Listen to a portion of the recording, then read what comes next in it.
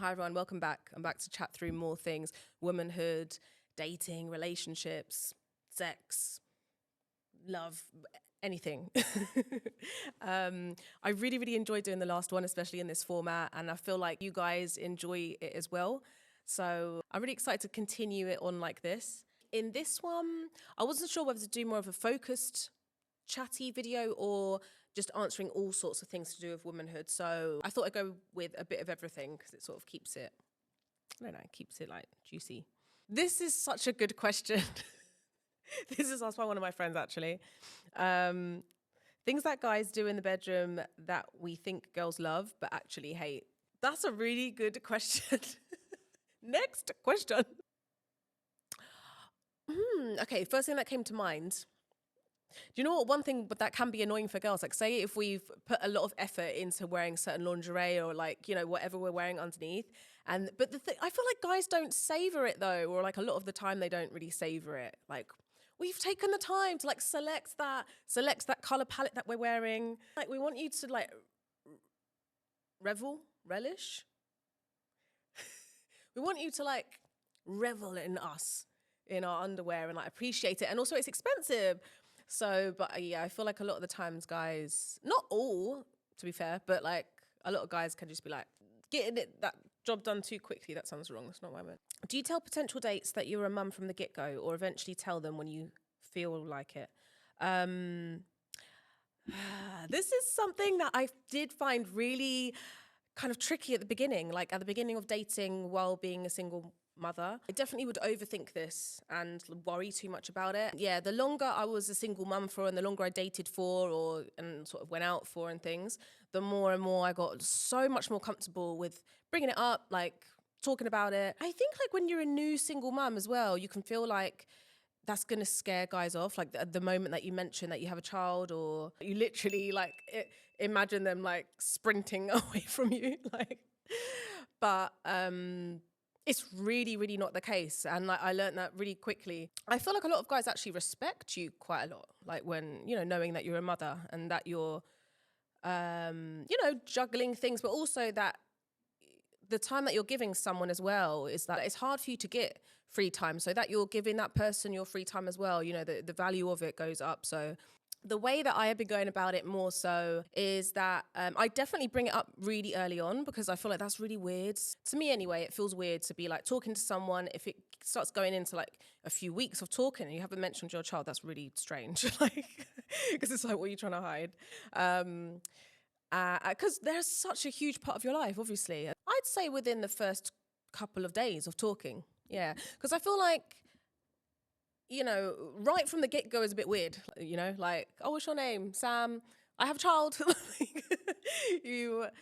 Yeah, it just needs to feel natural. So this one's good too. I love my son. I love being a mum, but I do miss the me before him. Is this normal? Yes, that is, I think that's completely normal. I feel like a lot of the time we feel like we're not allowed to say anything other than, oh, we love being mothers. And it's so strange because you can simultaneously love being a mother, but also be dealing with other worries or like self-doubt, you know, feelings or like sort of struggling with your sense of identity and things. But that never means that, oh, like you don't love your child, you know? The two can coexist. So, and I know so many women who have said this exact same thing, you know, and I love my daughter, so, like I love her more than anything.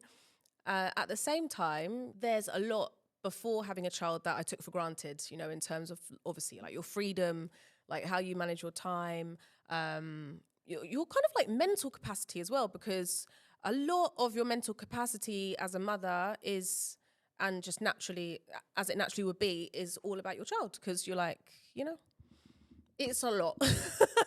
So please don't feel bad about that. That's completely normal. I think it's, I think you just have to get to a point where you accept that your life's never going to be like it was back before having a child.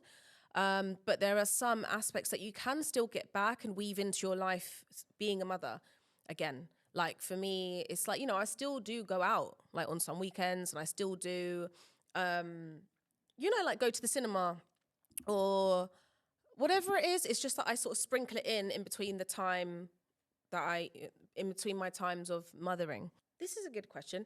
As you get older, what has become your definition of old? And they put like old.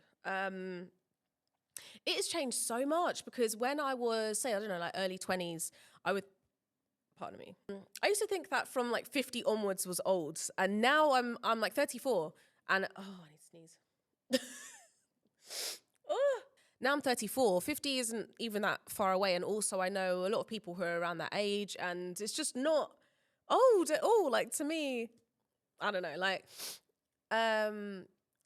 to me now, and I know everyone says this, but you realize how quickly life goes. Like, 1 minute you're 24, next minute life's just gone like zoom, and you're just at mid-30s. Like, what? So I already know that it's going to feel that quick or quicker getting to my mid-40s. The more I age, the more I actually see old or oldness or older people as more wise. And I think I always kind of did in a way, but when you're young, and because of social conditioning, you're made to think like, when you get older, you're more, it's kind of like disappearing age, you know, like people don't care anymore or whatever, you know, that's society, I mean, but which is not the case at all. And I especially love seeing older people on my TikTok and that are creating content, because it makes me feel like it's not the case that you just disappear like when you get older at all. And honestly, I really like the wisdom that I've acquired up until this point, and I'm actually excited to acquire and like build more wisdom for, you know, the older that I get, and also to be able to pass that down to my daughter, or to, you know, just sharing it here or wherever it is. And I really want to keep a young spirit. What's the best way you have worked on yourself / evolved as a woman? So the first thing I would say is therapy. I feel like that's something that anyone would say, you know, but also I know therapy isn't always something that's accessible. Therapy can be really expensive. And obviously there are NHS ways, but it can be quite difficult in the UK to get there. So I don't want to just say therapy, but therapy for me, like, one of the deepest ways that I've been able to explore myself, look at myself, work through certain things and certain patterns. And having the help, being able to do that is amazing. But if you don't, like, I want to talk about another thing that I've done too. A lot of what I learned in therapy or realized in therapy, you could really also do that work on yourself. I think a lot of it is being able to recognize your own patterns and your own triggers and your beliefs and your personal beliefs about yourself and any self-limiting beliefs. Deciding that you have the autonomy to change these patterns or ways that you react to things. And then it's just putting those things into practice. So yeah, I think that's the biggest thing that's helped me, is being able to recognize my patterns and sort of catch myself before spiraling in some way. You know, this could be with anything. I think with me, it's more so, in the past, it was more so with social anxiety, like stopping a spiral of that anxiety getting worse. For me, for example, it could be like not voicing something, like keeping it in, but that's not good, because then you know, that can build resentment, for example. So it's better, like, I know that I need to use my voice more. And also I think something that's helped me a lot in life is like realizing really realizing not to take things too personally. There's a book actually called The 4 Agreements, and I'd absolutely recommend like everyone to read that. It's only a really short book. It won't take you that long to get through. And one of the agreements is to not take things too personally. Ooh. Something that makes you feel instantly sexy / what boosts your confidence. Ooh, I like this one. The gym. I feel like I talk about the gym so much. But going, like, after I've done a good session at the gym, I feel amazing, because I feel like you've got the endorphins, you've got the pump, like you start feeling like, you know, you're going to feel really comfortable in the clothes that you're wearing that week. And it, for me as well, I feel like it helps my skin glow and everything. So like the gym, but also I think sometimes like taking pictures, you know, like when you have a good selfie session or something, like, and you come out with a good one and you're like, yeah, that's me. That can build your confidence. Like I did that yesterday because I was shooting for a job. And then while I was doing that, I just took some other extras and I was like, who is she? Also, it can be some smaller things that really help with that, like getting your nails done, getting your hair done, getting a pedicure. Oh my God, I feel so, that really boosts my confidence after I get a pedicure. You know, like the girly things like that. I feel like you'll know what I'm talking about, right? You know, when you leave like the nail shop or something and you're just like, you just have this extra like pep in your step and like glow because you're like, ah.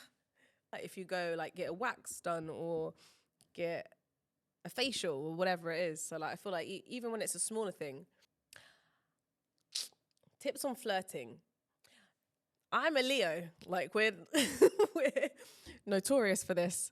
Okay, I don't know. I don't honestly, I don't know if I'm the best flirt, but I have been told that I'm quite flirty, but in the way that I'm very chatty. Like I'm very warm and like giggly and like that.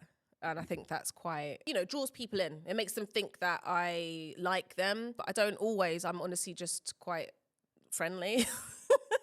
But do you know what? Do you know why this is hard? Because I never go into a situation thinking like I'm gonna flirt with them. Like, that's weird. But the number one thing for me is eye contact. It's always gonna start with the eye contact, and like not too intense, not like not like staring from like across the room, but obviously, you know, like the quick like little glances, and then you like look away, and then like you catch their eye again. I'm trying to think, you know, like I'm trying to think, okay, what would I do in a situation? I would probably like try and find some way where that ice can be broken. So I don't know, let's say if you're at a house party or something and they're in the kitchen. So then, do you know what I mean? So you're like been making eyes at someone, and then I would just like go sort of walk by them. I would just try and sort of jump in the conversation of the group that person is in a little bit. Or I don't know, most of the time I probably wait for them to approach me, like after the eye contact part, to be honest. Because I'm not really, I don't really push myself into a situation. I usually like to like make the eyes. Yeah, I think for me with flirting, I'm just quite playful. I'm more playful and I'm more giggly, and I like sort of making jokes and making like little inner jokes together and things like that. So yeah, does that help? I hope so. How do you have a friends with benefits without catching any feelings? If I've been in that, I'm not in those situations now, but like when I had been, I think it's only tricky if one of you starts thinking deeper about things or starts, falling for the other, and then it gets a bit techie. But if I knew or if I felt like I was getting those deep, like sort of more clingy feelings to do with someone from the very beginning, don't ignore that. I wouldn't think to myself, oh, that would probably go away, because I would know it's not going to go away. I'm going to always want something more with them. So I just would cut it before it gets any deeper. How to get over being ghosted? It's so annoying. Do you know what? I think you just have to take the L. You just have to take the L, and you have to be like, well, it's happened to me before. So, you know, you'll have that little spiral where you're like, well, what's wrong with me? Like, what is it they didn't like? Like, do they not fancy me? Do they not, like, is it something I said? Like, what did I do? I think that's a dangerous hole to fall down, you know, starting to doubt yourself and da-da-da. Or it could just be that person isn't very good at communicating, you know, at like being brave enough to communicate clearly that they don't see things going any further. At the same time, I've definitely ghosted. I'm not proud of it, because I've ghosted before, but felt like I've just like ghosted, but hoped that they get the point. Like, and I feel like that's nicer. I felt before, like, is that nicer than literally saying like, don't really like you that much? Like, I feel like that's mean. But yeah, in hindsight, I don't think I should have done that. I should have said like, look, I don't feel chemistry here. Like, I really liked meeting you. I don't feel the chemistry with this, but good luck for the future. That's what you should say, really. So yeah, because it's not nice leaving that person just like wandering, you know, like in limbo. How was the infant stage for you? New mum here and finding it rough. If Indy ever watches this, you know I love you so, so, so much. But the infant stage, I don't know. I still don't know how I got through it because at the time it feels like I'm getting PTSD. It feels like it's never going to end, and you feel like you just feel like a shell of yourself, like because of the no sleep or the really weird sleeping patterns, and you're sort of like overthinking everything you're doing as a new mum. You're like constantly worried, like, is the baby okay? Like, are they sleeping in the wrong way? And and it's so stressful. I don't want to put anyone off, by the way, but it's amazing at the same time because like it's that stage with them where they'll just like sleep on you, and it feels so comforting, and that part's amazing. And like the baby smell, and yeah, like there's a really nice side to it, but mostly for me it was hellish. So please don't feel bad if you're struggling. So when you're in the thick of it, like, and it does feel like it's going to last forever, but trust me, it gets better. Like it does get better quicker than you think it's going to get better.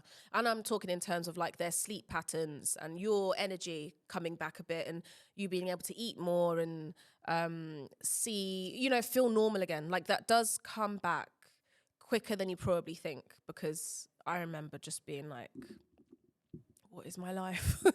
Her sleep was difficult at first, but then she quite quickly did fall into a good sleeping pattern, and that just like changed everything, and I felt like a different person. When was the moment you knew you also liked girls? Love your vids, thank you.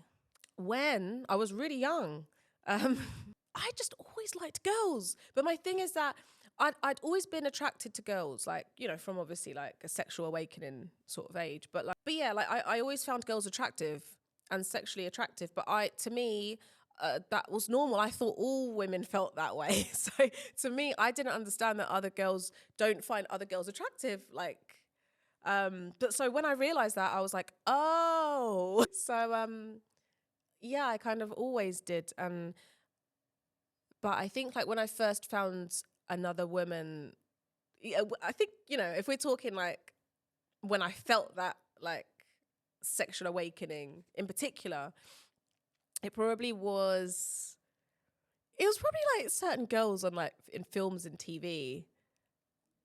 Because I don't think there was anyone in real life actually that I had like a big crush on. But the girl in Fast and Furious, is it Michelle Rodriguez? I had such a crush on her. And oh my god, such a big sexual awakening time was when I was watching Cruel Intentions. Who remembers that?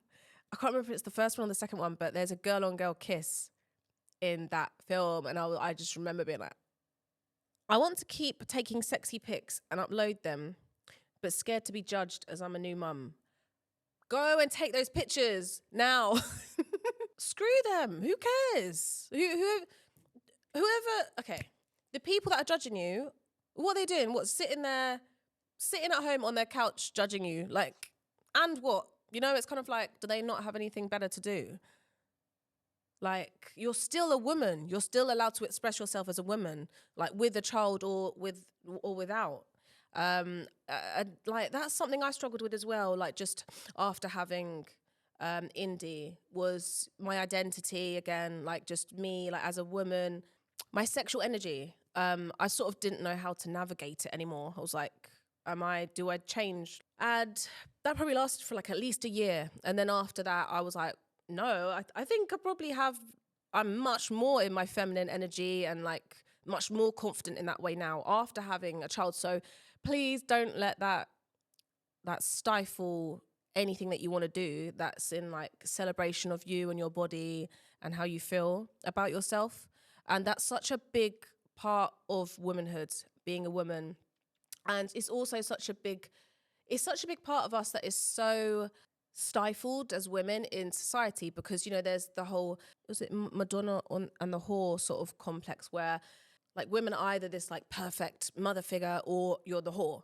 You know, in society, it's like you just have to choose out of one or the other. You can't do both, or you can't be both. A lot of the time, as soon as we show some expression of ourselves more in a more feminine way, it can be shut down or seen as like this or that. But that really shouldn't be the case. So we need more of us showing that you can do a bit of everything. Actually, Emily Ratajkowski comes to mind. You know, like she shows herself mumming, but she's also like in her pants, and that's fine. That's fine. But I really like that she does that, because it's so funny where you're like, you can see how confusing it is to men. They're like, huh? Like, she's not dressed in a chunky cardigan. Like, it's funny playing around with people's expectations of women, as in pushing boundaries. Also, that's amazing that you want to do that, you know? Like, because I remember after having Indy, I was so conscious of my body and everything. So, like, I wasn't even thinking of taking sexy pictures and things. But I love that for you, honestly, that you're wanting to do that already. That's amazing, because, like, you probably feel really comfortable in yourself. Feeling out of place in mummy spaces, yeah, that is me. I'm like, can we talk about this? I've always felt that way, like, since the beginning. And sometimes I'm like, is it just me overthinking? Like, do all the other mums like me, really? And it's just me, like, being weird. The other mums that I interact with and everything, they're really, really lovely. I've never had any issues with any of them. I've not. But at the same time, sometimes I feel like things can be quite cliquey still. Like, even when when you come out of school and you think that's going to be the last place that there's cliques and things, and then you're a mum, and then you're in the playground and you're like, oh, I remember this feeling. Do you know what can be hard? It's like when you do try and it's not reciprocated or appreciated. And I think especially if you're someone who has struggled with social anxiety, it really takes a lot to work on these relationships with other mums. So, you know, if you get shut down, I'm just talking about from experience, if you get shut down in that way, it's really like disheartening. It can be hard. So I don't think I've got an answer for this question in particular, but I just wanted to let you know that you're definitely not the only one, because I always feel like that. And I always feel like out of 98% of the other like mums and things, like I pick Indy up in like like what I think they think is like crazy outfits, and like sometimes I just feel like it's hard for me to like jump into their conversations or sort of relate fully. I also, oh my God, this is a big one. I also feel like my sense of humor can be quite sarcastic, dark, or like a bit sort of, I don't know, like silly. Like I'm quite goofy, you know? Sometimes I'm scared of being taken the wrong way, or, you know, or sort of saying the wrong thing. There's usually at least like one or two mums though that you'll click with, which is the case for me, you know? And then you're like, you know, you just know your people. This is an interesting one. He's amazing, psychologically connected, sex is great. I don't like his appearance. Problem? Well, you've got the main things down. You know, like they're big things in a relationship as well. Like having the right connection, good sex. For me, their appearance is a big thing. Like, right? It is though, because you need to fancy them. You need to have that like. But also, I'm wondering, like, but how did you get in this situation when you didn't like their appearance at all? You know, surely you must have liked something about their appearance at the beginning, or was it just completely their personality? Because sometimes that does happen as well, especially when someone's funny and, you know, charming and confident. That can completely override the visuals. So I wonder if it was that. Like, I need more context. You could always like try and tactfully improve their style a little bit. I don't know what could help. Like, here's some sunglasses. Like, why don't you wear this hat? Okay, you just need to decide. Like, do all of the other things override the physical attraction? Okay, let's do the last one. Do you think situationships are toxic? I've been sleeping with the same guy for a year. Go you! That is good consistency. You're good and consistent. I don't think they're always toxic. I think it really depends, like how that situationship is, like in your relationship with that person. As in, you know, are you both really happy with just how that is, like, and with just that and with the, you know, is it like a good vibe? To be honest, a lot of it is like, do you still have fun? Like, do you have a good time? That's fine. Like, if you're not looking for something else other than that. But obviously, if deep down, you know, you really want a proper relationship and more commitment, and something more serious, then I think it's toxic. Yeah. Because maybe like you're sleeping with this person for a long time, but you're, you know, kind of hoping they'll fall in love with you, or something is going to eventually come from it. Or I don't think they're toxic. I think maybe you just every now and then check in with yourself. Check in with yourself on whether this is what you still want. Are you still just wanting a situationship right now? Like, nothing serious? Like, maybe you're focusing on your career. You're not, do you know what I mean? Like, you're not in that kind of headspace for something really serious, but you just want something easier. Check in, because if you feel like you're wanting more, it's a better idea to just cut that off, so then you can have that like space and like energy for finding the right thing for you. Oh, by the way, before I forget, my top is from Worst Behavior. I love it. I love it. Oh, it's from Berlin, and yeah, they've just opened a store in Soho.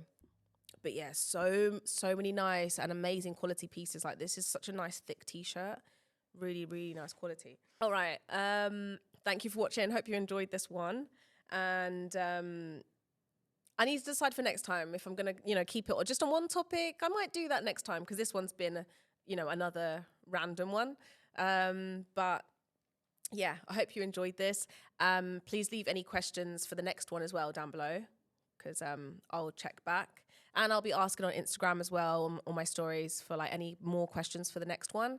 And yeah, I hope you're all well. I hope you could relate to something, you know, within this video. And like, hopefully it's like made you laugh or made you feel a bit less alone about something, or understood. And yeah, I'll see you in the next one. Bye.